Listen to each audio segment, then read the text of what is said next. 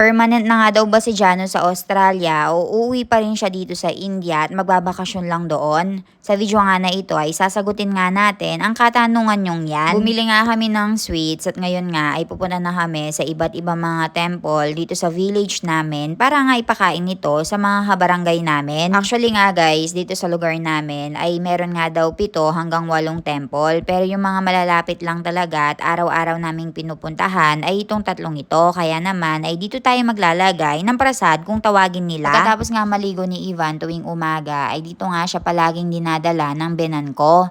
Dahil nga alam na niya ang routine ay tinuturo niya nga itong pinggan na ito dahil dito nga siya madalas kumukuha ng mga prasad na binibigay ng mga tao.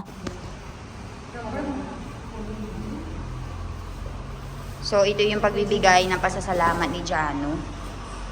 Kaya naglalagay siya dyan ng prasad guys, or offering sa Panginoon. Kaya naglalagay siya ng sweets. Ayan.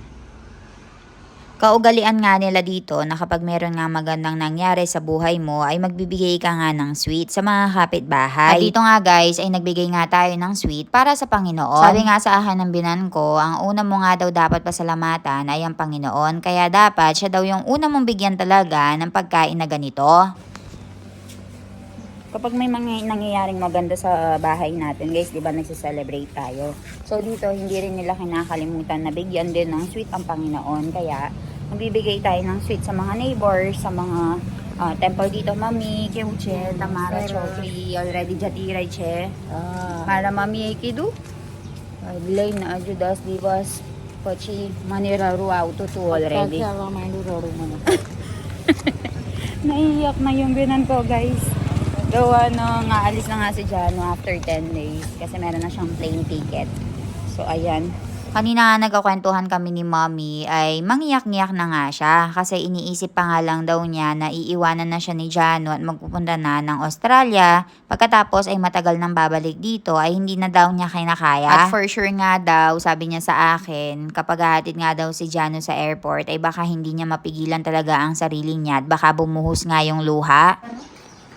Papunta na naman doon. Alam na alam niya. Tawang-tawa nga kami kay Ivan dito, guys. Dahil araw-araw nga siyang dinadala ng binan ko sa temple, guys. Ay alam niya nga yung mga temple na pupuntahan. At kunwari nga, pauwi na kami sa bahay. At tinuturo niya nga yung kabilang side. At parang sinasabi niya sa amin na meron nga tayong nakalimutan at pupunta pa tayo doon. At para nga sa mga nagtatanong, guys, kung permanent na nga ba si Jano doon at titira na nga sa Australia or magbabakasyon lang, ang kasagutan po dyan, guys, ay titira na nga sila doon. Actually nga guys, ngayon ay meron siyang 3 taon na visa kasama nga yung asawa niya.